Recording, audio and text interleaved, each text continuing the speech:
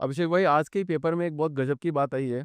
ठीक है भाई, देश के 300 परिवार रोज कमा रहे हैं 7,100 करोड़ रुपए, और इकोनॉमी में 7,100 करोड़ रुपए का योगदान दे रहे हैं। तो पूरे इंडिया का जो पैसा है वो क्या है, चंद परसेंट लोग ही कमा रहे हैं। बहुत ही सही सवाल के साथ शुरुआत करी है। देखो अभिषेक भाई मतलब अभिषेक स्पीकिंग टू अभिषेक। इंडिया को मैं देखता हूँ एक नज़र से कि हमारा जो देश है भारत वो 3 भाग में बटा हुआ है। पहला भाग है, फिर मैं इसको एक्सप्लेन भी करूँगा। तो भारत 3 भाग में बटा है। पहला भाग वो है जो आवाकाडो खाता है, ठीक है? फिर एक दूसरा भाग आता है जो केला और सेब तक अफ़ोर्ड कर लेता है। और फिर एक तीसरा भाग आता है भारत का जिसको 2 वक़्त की रोटी भी नहीं मिलती है। सो ये 3 जो कैटेगरीज़ है इसको अगर मैं इलैबोरेट करूँ तो पहला हो गया जो हम बोलते हैं ultra high net worth individual या फिर एचएनआईज़। दोनों कैटेगरी पहले वाले में आ गई। इन लोगों ने आवाकाडो, ड्रैगन फ्रूट, कीवी इस तरह की चीज़ें ये लोग खाते हैं। दूसरा जो हो गया वो होता है मिडिल क्लास, जो केला कि भैया जाते हुए 1 डज़न केला लेके आ जाना, वो रहते हैं। और तीसरे होते हैं जो हमारे बिलो पॉवर्टी लाइन या गरीब लोग होते हैं। सो हमारे देश में वेल्थ बहुत ही इन अनइवनली डिस्ट्रीब्यूटेड है। अगर आप स्टैटिस्टिक्स की माने तो अल्ट्रा हाई नेटवर्थ इंडिविजुअल वो होता है जिसके पास 200 करोड़ की संपत्ति होती है, 200 करोड़। जो हाई नेटवर्थ इंडिविजुअल 200 करोड़ या उससे ज्यादा की संपत्ति हो गई। जो और ये मैं आज के स्टैट्स के हिसाब से बात कर रहा हूँ। अगर ये वाला पर्टिकुलर इंटरव्यू कोई कंज्यूम करता है 2030 में, तो हैरान मत होइएगा अगर ये 200-300 करोड़ में बदल जाए, क्योंकि महंगाई बढ़ रही है, इन्फ्लेशन 6.5% से महंगाई बढ़ रही है, तो वो चेंज हो जाएगा। जो दूसरा भारत होता है विच जो पूरे लाइफ टाइम में अंडर 1 से 2 CR कमाएगा, उसके पास नेटवर्थ उतनी ही बचेगी बिकॉज खर्चे उतने बढ़ते जाएंगे, वो जितना भी कमाएगा वो खर्चों में चले जाएगा, टैक्सेस में चले जाएगा, सारी चीजों में। और तीसरे वाले हैं जो बेयर मिनिमम दिहाड़ी करते हैं, बेचारे मेहनत करते हैं, मजदूरी करते हैं, वो 300 रुपए से ज्यादा नहीं कमाए। तो अभी जिस आर्टिकल की आप बात कर रहे हैं ये क्लियर कट दिखा रहा है अनइवन डिस्ट्रीब्यूशन ऑफ वेल्थ। आपने बताया 7,000 करोड़ से ज्यादा दिन का कमा रहे हैं, करेक्ट? ये 7,000 करोड़ अगर आप एक तरीके से देखें तो फॉर एग्जाम्पल हर हर इसका ब्रेकडाउन आप देखो तो आप हैरान हो जाओगे। क्या आपको पता है कि हमारे देश में 1% या 1% से लेस जैन है? जैन लोगों की अगर मैं बात करूं 1% या 1% से लेस है, लेकिन ये हमारे जीडीपी और अर्थव्यवस्था के 24% कॉन्ट्रीब्यूटर है। जैन लोग। जैन, सोचिए, 24%। लेकिन अब इसको और थोड़ा डिकोड करते हैं। गौतम अडानी जी क्या है? जैन। फिर इस तरह से हमारे भारतीय जो चलाते हैं वो क्या है? इंडिगो के जिनने संचाल, इनफैक्ट बहुत कम लोगों को पता है बीएससी, बॉम्बे स्टॉक एक्सचेंज जिन्होंने चालू किया था वो भी इन्हीं की कम्युनिटी से आते हैं जिन्होंने चालू किया था। सो आप क्या देख रहे हो यहां से, मैं आपको समझाने की क्या कोशिश कर रहा हूं कि व्हेन आई से कि टॉप 1% या 10% बहुत कमा रहा है, तो ये गिनती के अगर 100 लोगों में से मैं बात करूं तो एक व्यक्ति सबसे ज्यादा कमा रहा है। ये बिल्कुल इंजीनियरिंग कॉलेज के प्लेसमेंट जैसे हैं। इंजीनियरिंग कॉलेजेस के, प्राइवेट कॉलेजेस के प्लेसमेंट के पैकेज, एवरेज पैकेज बताए जाते हैं 6 लाख रुपए। लेकिन ये कोई नहीं बताता कि उनमें से 50% अनप्लेस्ड जा रहे हैं। केवल 1-2 जन हैं जिनको बहुत बढ़िया पैकेज मिला है उनके स्किल्स के कारण, उनके नॉलेज के कारण, ना कि कॉलेज के कारण। और एक का गलती से उसने खुद ने अपने पापा के जुगाड़ से इंटरनेशनल प्लेसमेंट कर लिया या बाहर की प्लेसमेंट ऑफिस से, उसका हर जगह फोटो जल रहा है। लेकिन बाकी लोग जो आज भी लास्ट 10 साल से जैसे हमारे जो इंजीनियरिंग भाई बंधु अगर डिसएग्री कर रहे हैं तो वो कमेंट्स में बताएंगे। मैं आपको बड़े हैरानी वाली बात बताता हूँ, जस्ट बिकॉज ये सारे इंजीनियर्स की बात कर रहे हैं, अपन सारे में सारे आईआईटी आईआईएम सारे की आए, बात भी कर रहे हैं। सब उस पे भी आएंगे, उस हाँ। पे भी आएंगे। लेकिन अभी अगर कोई डिसएग्री करता है तो बताना। हमारे देश की जो टॉप 4 कंपनीज है, पहले तो टॉप 4 कंपनीज, एक का नाम टी से शुरू होता है, एक का नाम डब्ल्यू से शुरू होता है, एक का नाम आई से शुरू होता है, 3 तो मैंने बता दिए। आप टॉप 3-4 कंपनीज ले ले, आप समझ गए होंगे लोग, पता नहीं समझे होंगे कि नहीं, वो लिख लेंगे। आप इनका देखिए लास्ट 15 साल से, 15 साल से मैं बात कर रहा हूँ, फ्रेशर को जितना पैकेज मिलता था 3 लाख, 3.5 लाख, 4 लाख का सीटीसी, आज भी वही है। आप जाके देखो, कैंपस रिक्रूटमेंट हो रहा है, प्लेसमेंट हो रहा है, कहीं पर भी हो रहा है, वही पैकेज है, करेक्ट? लेकिन वहीं पर अब इनके सीईओज की सैलरी देखिए, ओवर द लास्ट 15 ईयर्स 1200% का राइज हुआ है इनके सीईओज की सैलरी में, 1200% का राइज। और इनका मुश्किल से 12-13% भी अगर हो गया होगा तो बहुत बड़ी बात है। फ्रेशर को तो आज वही मिल रहा है, मिड स्केल पे जा जाके। दूसरी चीज, एक समय पे आईटी को इतना ग्लोरियस माना जाता था कि भाई आईटी करे तो तुम्हारे लाइफ सेट है। क्यों? क्योंकि भाई कुछ नहीं हो तो 10 से 12% का इंक्रीमेंट हर साल तो होना है। आज आप जाके पूछिए जितने लोग आईटी के हैं, जितने लोग इंजीनियरिंग बैकग्राउंड से हैं, the bare minimum they have come down two is 4.5%, 4-4.5%। और वो पाने के लिए भी क्या करना पड़ता है आपको पता है? पहली बात, 9 से 5 मिथ्या है, पहले दिमाग से हटा लो। आपके पिताजी, माताजी, ग्रैंडफादर ये सारी चीजें बोलते थे, ये सारी चीजें काल्पनिक है, इसका वास्तविक जीवन से कोई ताल्लुक नहीं है। आजकल जॉब होती है 9 to 9, क्योंकि आप ये मत भूलिए, अगर आप बैंगलोर जैसी सिटी में रह रहे हैं, मुंबई, पुणे, दिल्ली, तो आप निकलने में 2 घंटे, आने जाने में 2 घंटे, ट्रैफिक अलग, फेस्टिव सीजन है तो वो आप अलग निकाल लो, उसके बाद बॉस आपसे एक्स्ट्रा काम करवाएगा ही करवाएगा, ये हर जगह का स्थिति है, ठीक है? तो आप ये समझिए, आपको पहले उतना काम करना है, बट उसके बाद भी आपकी इंक्रीमेंट या प्रमोशन नहीं होगी। एक सर्वे किया गया जिसमें पूछा गया कि ये आईटी वाले आजकल इतने डिप्रेस्ड क्यों हो रहे हैं, इतना ज्यादा टेंशन क्यों हो रहा है, इतना क्यों फ्रस्ट्रेशन हो रहा है?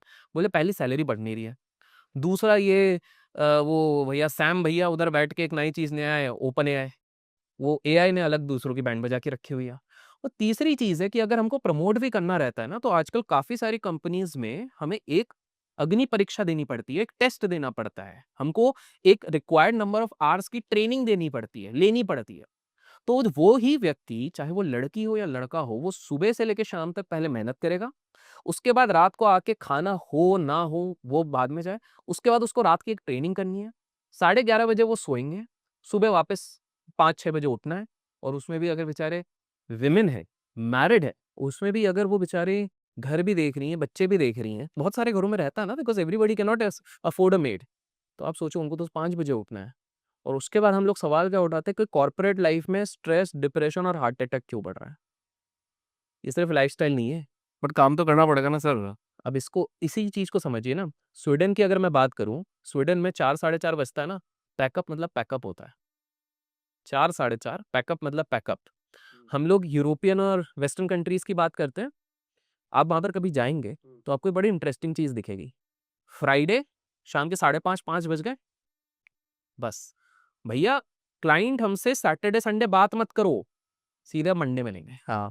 यहाँ पे मजाल आप ये काम करके देख लो, यहाँ पर आपको सैटरडे भी काम करना है, संडे। और क्यों करना है? ये सारी चीजें इंटरलिंक्ड है वैसे, ये सिर्फ कॉर्पोरेट का प्रेशर नहीं है, ये सिर्फ एआई का प्रेशर नहीं है, ये टैक्सेशन का भी प्रेशर है, ये ब्यूरोक्रेसी का भी प्रेशर है, लेजिस्लेशन का प्रेशर है।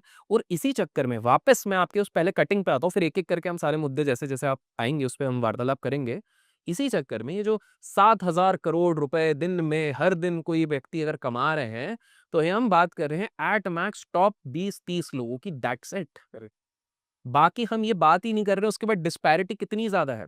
बहुत आपने आसानी से सुना होगा ना, बीच बीच में कुछ बड़े बड़े आईटी कंपनियों के मालिकों ने बोला कि मेरे हिसाब से तो 72 घंटे काम करना चाहिए, 74 आवर्स काम करना चाहिए। मैंने बैठ के ना एक बार कैलकुलेशन निकाला कि ठीक है, बहुत बढ़िया बात है, मेहनत तो करनी चाहिए, आपने बिल्कुल सही बोला। तो मैंने एक बार बैठ के कैलकुलेशन किया कि हाँ चलो ठीक है, अगर मैं सिर्फ संडे का वीक ऑफ मानता हूँ, सैटरडे भी नहीं, कि एक दिन तो बेचारा सबको मिल जाए, मैं दिवाली दशहरा भी मैंने हटा दिए, मैंने सारे फेस्टिवल हटा दिए, मैंने बोला चलो सब काम करो, 72 घंटे काम कर रहे हैं। तो मैंने ये देखा कि जो भाई साहब ने ये स्टेटमेंट दिया हुआ है, इसके बाद एक म्यूचुअल फंड कंपनी के मालिक ने भी सेम स्टेटमेंट दिया। तो मैंने निकाला कि भाई हर घंटे अगर उनकी सैलरी को मैं डिकोड करता हूँ, सिर्फ इन हैंड बात कर रहा हूँ, स्टॉक, ईसॉप ये सब की तो बात ही नहीं कर रहा हूँ, तो वो पर आवर उनको 35 से 40 हजार रुपए कमा रहे हैं, पर आवर 35 से 40। अब आप बताइए, अगर हर घंटे 40 हजार देंगे, तो आप 70 के आप 90 घंटे भी काम करने को तैयार होगा। एग्रीड हो ना? हाँ एग्रीड। पॉइंट में वापस उसी चीज पे आ रहा हूँ, आईटी में सीईओज लोग तो बढ़ते जा रहे हैं, मैनेजमेंट तो बढ़ता जा रहा है, लेकिन बेचारा वो आम आदमी, आप खुद देखिए हाल फिलहाल में क्या हुआ है। 12,000 लोगों को टीसीएस जैसी कंपनी से निकाला गया, और ये मैं कुछ बना के नहीं कह रहा हूँ, आप लोग जाके देख सकते हैं, पब्लिक रिकॉर्ड में है, ठीक है। माइक्रोसॉफ्ट चलिए बाहर की कंपनी हो गई, उधर से 6-7 हजार लोगों को निकाला गया, ठीक है। अब सबसे बड़ी चैलेंज क्या हो रही है? आपको क्या लग रहा है, ये सारी कंपनीज ने सारे फ्रेशर्स को निकाला है? जो एक मिथ चलता है ना, मिड लेवल वालों को निकाला है। अब लोग यार मिड लेवल, आज से पहले क्या बोलते थे, अनुभव की एक कीमत होती है, अनुभवी है तो वो तो टिके रहेंगे। नहीं, अब एक बहुत बड़ा एक डेडली ट्रैप अगर आप बोलते हो तो मैं लोगों को बताता हाँ हूँ। बताओ ना, क्या डेबिट रहा था, हाँ बताओ। इसको कहते हैं द ट्रैप ऑफ 40, 40 का ट्रैप। 40 का ट्रैप, इसको समझते हैं। देखिए क्या हो रहा है, क्योंकि ये ऊपर से गेम चल रहा है, नीचे वालों को समझना अभी बहुत ज्यादा जरूरी है। उससे पहले अगर अपने स्किल्स बढ़ा लिए और कुछ ना कुछ अपने एक्टिव इनकम दूसरे बना लिए, तो तुम सेफ हो। वरना आने वाला समय, आप एआई को ब्लेम करो, आप मशीन लर्निंग को ब्लेम करो, एलियन को ब्लेम करो, किसी को ब्लेम करो, राजनेताओं को ब्लेम करो, कुछ नहीं होने वाला है। ट्रैप ऑफ 40 क्या है कि एक व्यक्ति जाता अपना करियर शुरू करता है एज अ फ्रेशर, तो नॉर्मल भाई जो मिल गया मैं उससे शुरू करता हूँ, एक्सपीरियंस होता है, उसकी सैलरी बढ़ती जाती है। मिड लेवल तक आते-आते 2 चीज़ें होती हैं। एक होता है प्रोफेशनली उसका एक्सपीरियंस अच्छा हो जाता है। देखो 40 साल का हो गया है, 25 से भी शुरू किया होगा तो 15 साल का अनुभव हो चुका है। अच्छा अनुभव कहा जाएगा, करेक्ट? 15 साल का अनुभव हो गया है, तो वो बंदा अगर मान लीजिए 10 साल के अनुभव में वो 30-40 लाख रुपए साल का अगर कमाता था, तो 15 साल में वो 1 करोड़ तो माँगने आज के समय पे माँगने लग जाता है, अगर अच्छा बंदा है तो। अच्छा है, बहुत अच्छा है बहुत तो अच्छा 1 करोड़ बहुत ज़्यादा बड़ा हाँ, पैकेज है। लेकिन अगर वो मिड भी है, हाँ, 50 तो माँगेगा, 50 के हाँ, 50 एग्रीड? पे 50 माँगेगा। 50 माँगेगा। अब कंपनीज़ क्या बोलती हैं, उनको एक चीज़ दिख रही है। आप सोचो किस लेवल पे देखिए, एक अमीर और गरीब में क्या फ़र्क होता है? एक अमीर इंसान ना, वो पैसा नहीं बना रहा है, वो एसेट्स बना रहा है और गरीब इंसान और मिडल क्लास, वो सिर्फ़ पैसा बना रहा है। अब मैं इसको बाद में समझाऊँगा, लेकिन यहाँ पे सुनिए, जो एसेट बना रहा है, वो कैसे सोच रहा है? वो देख रहा है कि भई देखो 40 का हो गया, दिल्ली में हमारी गुड़गाँव में कंपनी है। मतलब इसने गुड़गाँव में अब घर तो ले लिया है, बच्चे तो हैं इसके। ऑब्वियस सी बात है, बच्चे हैं, शादी कर ली है। बच्चों की स्कूल की फीस तो माशाल्लाह क्या चल रहा है आप सभी को पता है हर जगह। तो वो व्यक्ति सोचता है कि भाई इसने घर लिया होगा, गुड़गाँव में अगर घर लिया है 4 करोड़ के नीचे इसको घर नहीं आया होगा क्योंकि इसकी फैमिली बड़ी है, फैमिली को भी गाँव से बुला लिया है, बीवी है, 2 बच्चे हैं, 4 करोड़ है तो खुद के जेब से तो किया नहीं होगा, नौकरी में इतनी कहाँ सैलरी है तो ईएमआईज़ में चल रहा है उसका। फिर भाई पड़ोस के शर्मा जी ने गाड़ी एसयूवी ली थी तो उसके चक्कर में इसने भी एक एसयूवी ले ली 20 लाख रुपए की, ठीक है? ऑन रोड उसकी 20 लाख समथिंग पड़ गई, उसपे पेट्रोल, इंश्योरेंस, रोड टैक्स ये वो दुनिया भर की चीज़ें, वो भी उसकी जा रही है। तो इसके बंदे को अभी जो हम दे रहे हैं सैलरी ढाई 3 लाख रुपए है, इनमें से इसका 2 लाख रुपए तो ऐसे ही निकल रहा है। ईएमआई-वीएमआई दुनिया भर की चीज़ें, घर के खर्चे अलग, ये सारी चीज़ें। तो और बच्चे को फोमो अलग होगा, जैसे कि अगर गुड़गाँव में बच्चे को आप स्विमिंग क्लास में लगाते हो, तो बच्चे को सिर्फ़ 1 स्विम सूट नहीं चाहिए, उसको 5 स्विम सूट चाहिए और हर स्विम सूट का 2-3 हज़ार रुपए का दाम रहेगा, ठीक है? क्योंकि आप बाकी बच्चे ले रहे हैं तो भाई उसको भी तो मन तो होगा ना और आपको तो करना पड़ेगा क्योंकि आप तो अच्छे पापा-मम्मी हो, वरना तो आप कलेशी हो गए। तो ये सारी चीज़ें तो मैनेजमेंट को पता है कि भाई ये पहला फैक्टर तो पर्सनल लाइफ में ये बन चुका है। आप जब लोन उठाते हो, जब आप कर्ज़े पे उठाते हो तो आपने 20 साल अपने मिनिमम लॉक कर दिए हैं। आपके जीवन के वो 20 साल आप अपने सुख समृद्धि को कहीं न कहीं कॉम्प्रोमाइज़ करो। That is one. तो पहला चीज़ उनको पता चल गया। दूसरी चीज़ कंपनी वालों को ये पता है कि भाई ये जैसे-जैसे अब उम्र हो रही है, एक्सपीरियंस होता जा रहा है ना, अब ये माँगेगा। हुँ, और माँगेगा अभी यही। तक तो 36 लाख पे था, अब ये 50 माँग लेगा क्योंकि अब इसको लगता है मेरा कमांड है। लेकिन 50 लाख में हमारी फ्रेशर्स की सैलरी तो अभी भी 3 से 4 लाख है। मैं 20 फ्रेशर लाऊँगा, समझ रहे हैं? या उसके नीचे 5 साल का एक्सपीरियंस वाला भी मैं 20 लाख पे ले आऊँगा, 15 लाख में ले आऊँगा। पहला मेरा पैसा बचेगा। दूसरा, एक उम्र के बाद ट्रेनिंग करने की क्षमता कम हो जाती है, ईगो भी आ जाता है ना। आप सीखना नहीं चाहते हो, हर कोई वॉरेन बफेट नहीं है कि 95 तक किताबें पढ़ता रहेगा। तो उनको ट्रेन करना मुश्किल है, एफर्ट डालना ज़्यादा पड़ जाएगा और आलसी भी हो जाते हैं, ऊपर जाते-जाते आलसी हो जाते हैं कि भाई अब अपने अंदर टीम है, टीम देखेगी, करेक्ट? उतना सब में अंदर पैशन, एम्बिशन नहीं होता है, तो फिर इसको रखना ही क्यों है? तो यही चीज़ तो हो रही है।